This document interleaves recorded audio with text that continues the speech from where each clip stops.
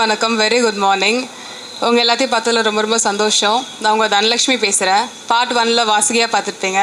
Part 2 என்னை மீண்டும் வாசுகியாக தேர்வெடுத்ததுக்கு ரொம்ப ரொம்ப நன்றி சார். And thank you. அதிகமாக பேச வேணாம்னு சொல்லிட்டாரு. தேங்க்யூ. ஊடகத்துறை நண்பர்களுக்கும் இங்கே வருகை இருந்திருக்கக்கூடிய அனைவருக்கும் இனிய காலை வணக்கம். இந்த கதாபாத்திரம் மீது நடிப்பதில் நான் மிக்க மகிழ்ச்சி அடைகிறேன், பெருமைப்படுகிறேன். எனக்கு இந்த வாய்ப்பை கொடுத்த மரியாதைக்குரிய ஐயா ஏஜே பாலகிருஷ்ணன் அவர்களுக்கு நன்றி தெரிவித்துக் கொள்கிறேன். நன்றி. அனைவருக்கும் காலை வணக்கம். உங்கள் அனைவரையும் வருக வருகன வரவேற்கிறேன். எங்களுடைய முதல் திருக்குறள் படத்துக்கு நீங்கள் உங்கள் பணியை செவ்வனே செஞ்சீங்க, நல்லா ப்ரொமோட் பண்ணீங்க, எல்லா மீடியாவிலையும் வந்தது. அதற்கு முதற்கண் நன்றி. அந்த படம் ரிலீஸ் ஆகி 1 வருஷம் 2 நாள் ஆகுது. இப்போது அடுத்த படத்தை ஆரம்பிச்சுக்கிறோம். இதில் வள்ளுவர் வேறு கோணத்தில் பார்க்கப்படுகிறார். திருக்குறளை எழுதின வள்ளுவர் அதில் அரங்கேற்றம் வரைக்கும் படமாக்கணும். இப்போ அரங்கேற்றின வள்ளுவர் அந்த குறளை மக்கள் கடைபிடிக்க வேண்டும் எந்த வகையில் எப்படி பிரச்சாரம் பண்ணார் அப்படிங்கிற விஷயத்த சொல்ல போகிறோம். இதோட ஸ்கிரிப்ட் பார்த்திங்க அப்படின்னா, அவர் தெய்வ புலவர் அப்படின்னு சொல்கிறோம். அப்போது அவருக்கு முன்னால் இருந்த சங்க அறிஞர்கள், அவருக்கு பின்னால் நடந்த வரலாற்றில் 2000 ஆண்டுகளுக்கு அப்புறம் நடந்த பல விஷயங்களை அவர் சொல்கிற மாதிரியான ஒரு புதுமையான திரைக்கதையாக அமையுது. திரும்பவும் இந்த திருக்குறள் எப்படி இன்றைக்கி சமூகத்துக்கு உலகத்துக்கு முக்கியமானதுங்கிறனால இந்த படத்தை 2 மொழிகளில் பார்த்திங்கன்னா அதாவது அவருடைய பயணத்தை ஒன்று சொல்லியிருக்கோம், இன்னொன்று வெளிநாட்டு ஸ்டைலில் once upon a time in Hindustan. அதாவது அதை சுற்றி பார்த்திங்கன்னா படங்களை ஆதிசங்கரர், பகவத்கீதை, புத்தர், இது எல்லாத்தையுமே போட்டிருப்போம். இது எல்லாத்தையும் தாண்டியவர் வள்ளுவர் அப்படிங்கிற மாதிரி தான் அதில் நாங்கள் காட்டியிருக்கோம். இந்த படமும் அப்படி தான் இருக்க போகுது.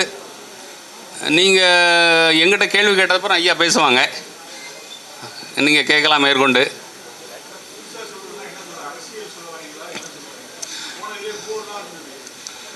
ஆமாம்மா, அது இன்னுமா வள்ளுவர் மிகப்பெரிய அரசியல்வாதி தானே. அவர் அரசு, மன்னர், அறம் பற்றி எவ்வளோ எழுதியிருக்கிறாரு. ஆமாம், அதனால தான் அரசியல்வாதிகள் அவரோட தப்பிச்சு போயிடுறாங்க. ஆமாம்.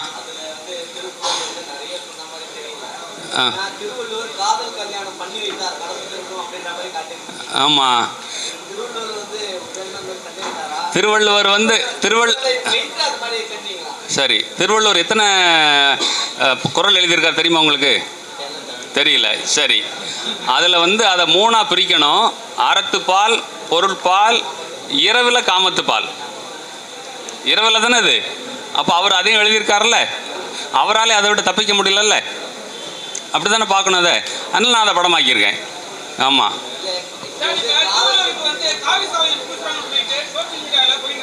ஆமாம், காவி எங்க அவங்க சொன்னால் சொல்லிட்டு போகிறாங்க. சொல்கிறவங்க யார்? அவனுக்கு நான் ஏன் காட்ட போகிறேன்? அந்த படத்திலே காட்டலையே. நீங்கள் கண்ணாடி போடுங்க. பிஆர்ஓ அவருக்கு ஒரு கண்ணாடி வாங்கி கொடுங்க. கண்ணு தெரியல பாவம் பிள்ளைக்கு. ஆமாம், அவர் எப்போவுமே நாங்கள் காவி போட மாட்டோம். நாங்கள் அவர் காந்தி வழி வந்தவர், கோட்ஸே வழி வந்தவர் அல்ல. சொல்லுங்கள், என்ன கேள்வியில காணோம்?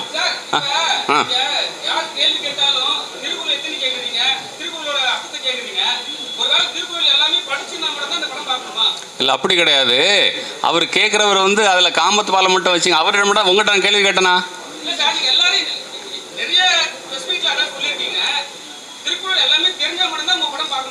இல்லை, தெரியாதவன் பார்க்கணும். அதுக்கு தான் படம் எடுக்கிறோம். அவர் குறிப்பாக கேட்டார், ஏன் காமத்து பாலை வச்சுருங்க அப்படின்னுட்டு. வள்ளுவரே தவிர்க்க முடியாதது காமம். நான் அதான் பார்க்குறேன். என்ன இவர் அறம் சொல்கிறவர், பொருள் சொல்கிறவர், இவர் ஏன் 250 பாட்டை காமத்துக்கு எழுதினார் அப்படின்னா அவரே அதால் தவிர்க்க முடியல. அதனால தான் அதை பற்றி சொல்லியிருக்கேன். அதனால தான் அவர்கிட்ட சொன்னேன், எல்லாரும் குறளை கடைபிடிக்க வேண்டும். படிக்கிறது, மனப்பாடம் பண்ணுறதுக்கு தேவையில்லை குறள். அதான் நெட்ட தட்டம் வரப்போகுது. அதன்படி நடக்க வேண்டும். நான் கிட்டத்தட்ட 50% நடக்கிறேன். ஆமாம். அடுத்து சரி,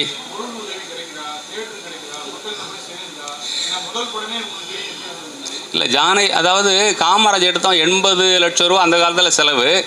இன்னுமே அதை ரெக்கவர் பண்ணல. சொல்லப்போனால் நான் வந்து எனக்கு வந்து இப்போ ஐயா உதவி பண்ணாங்க, வேட்டி வேந்தர் உதவி பண்ணாங்க, டிவிஎஸ் உதவி பண்ணாங்க. அப்போ என்ன தோணுதுன்னா, இந்த காலத்துலேயும் திருக்குறளை கடைபிடிக்கும் மனிதர்கள் இருக்கிறார்கள்.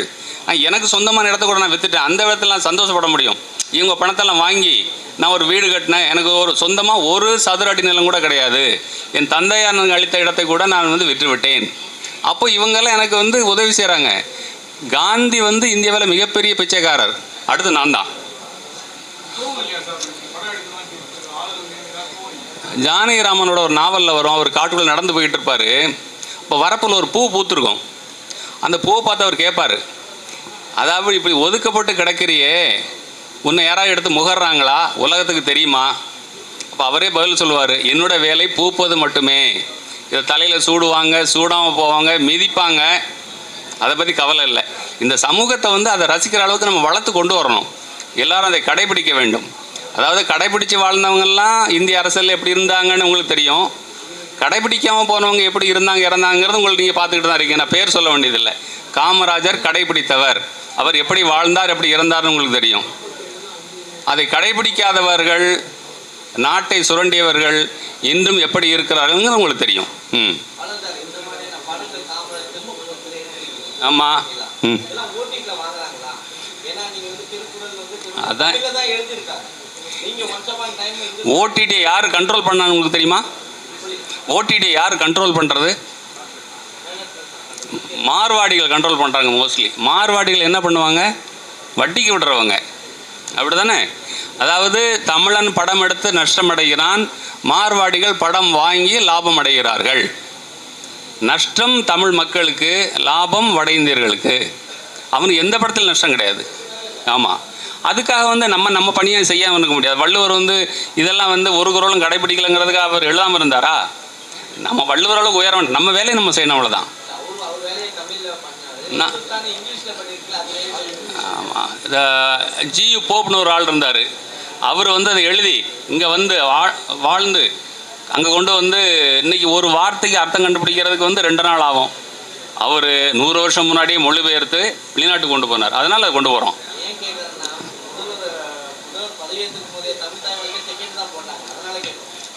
தமிழ் தாய் வாழ்த்து நீங்கள் அவர்கிட்ட கேட்டுக்கணுமா இல்லையா? அங்கே உள்ளே போனீங்க? இல்லை உள்ளே விட்டாங்களா அவங்கள? இல்லை உள்ளே விட்டாங்களா? இங்கே எங்க நான் என்னை பற்றி மட்டும்தாங்க பேச முடியும். பதவியில் இருக்கிறவங்க எவ்வளோ காம்ப்ரமைஸ் பண்ண வேண்டியிருக்கும். என்ன வள்ளுவரை பற்றி பிரச்சாரம் பண்ணுறவங்க அந்த வழியில் இருக்காங்க. இன்றைக்கி இப்போ கோட்டை உங்களால் போக முடியுதா? எங்கள் ஆட்களும் போக முடியாத அப்படி இருக்குன்னு சொல்லிட்டு வந்தாங்க. இதை நீங்கள் போடணுன்னா போடுங்க. ஆமாம், இரும்பு கோட்டை இரும்பு கோட்டையாக இருக்கிறது.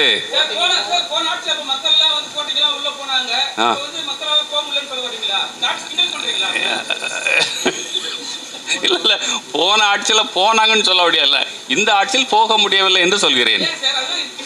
இல்லை எங்கள் இன்விடேஷனையும் கொண்டு போய் கொடுக்க முடியலையே.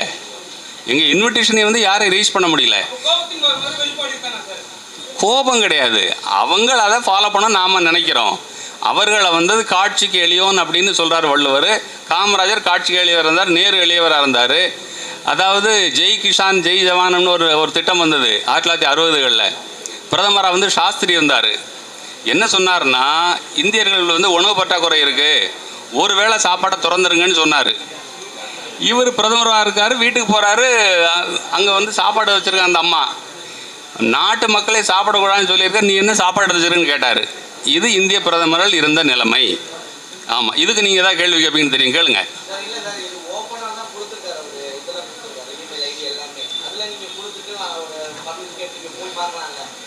இமெயில் ஐடி இல்லை எங்கள் மேனேஜரே உள்ளே போனார், அதுக்கே ரெஸ்பான்ஸ் இல்லை. நீங்கள் இதை போடுங்க, செய்தியை உண்மை தானே சொல்ல போகிறோம்.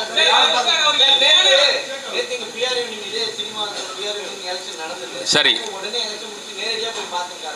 அப்போ எங்களை அவங்க ஆமாம், அப்போ வள்ளுவரால் பார்க்க முடியல. அப்படியே இல்லை, அப்போ வள்ளுவரால் பார்க்க முடியலன்னு எடுத்துக்க வேண்டியதான். அப்படி எடுத்துக்கலாம்ல, கரெக்டா? அப்படியா?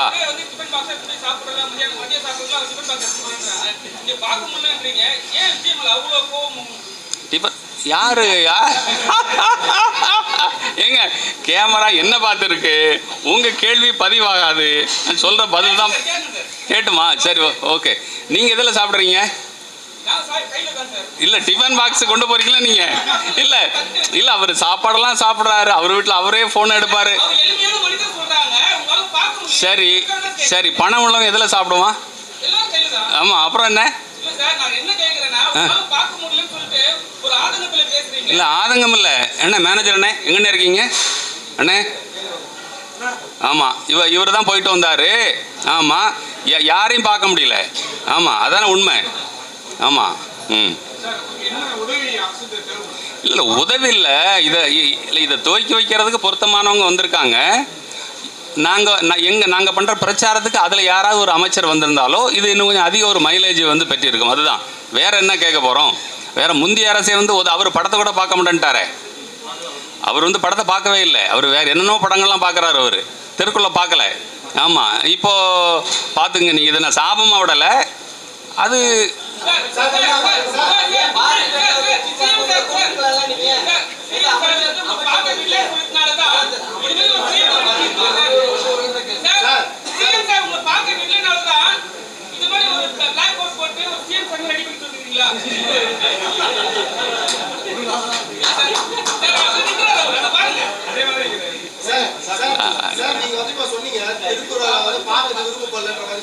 யார் விருப்பப்படல?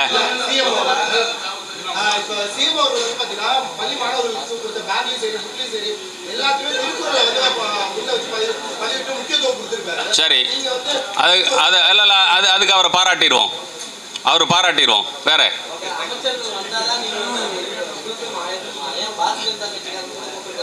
நான் இப்போ தான் சொன்னேன், வந்து காந்தி வந்து வள்ளுவரோட பிரதிநிதி, கோட்ஸே வந்து ஆர்எஸ்ஸோட பிரதிநிதி. ஆர்எஸ்எஸோட வழித்தோன்றல்கள் வந்து பிஜேபி. நான் பிஜேபியை கூப்பிட்டு வந்து நான் வந்து ப்ரெஸ் நடத்த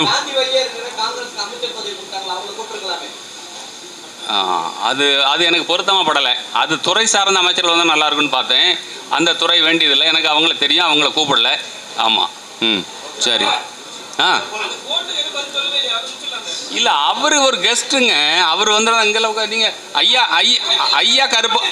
ஐயாவும் கருப்பு கோட்டில் வந்திருக்காங்க. நீங்கள் ஐயாவை கேட்பீங்களா? அதெல்லாம் இல்லை. அதாவது எங்களுக்கு அவர் மேலே என்ன வன்மம் இருக்க முடியும்? நான் அவர்கிட்ட கால் ஷீட் கேட்டேனா, படம் பண்ணி தர சொல்லி கேட்டேனா? ஒன்றும் இல்லை. நாங்கள் கூப்பிடுறதுக்கான எங்களுக்கு அக்சஸே இருக்கலை, அவ்வளோதான். ஆமாம். என்ன கோபம் அவ்வளோதானே உங்களுக்கு? அடுத்த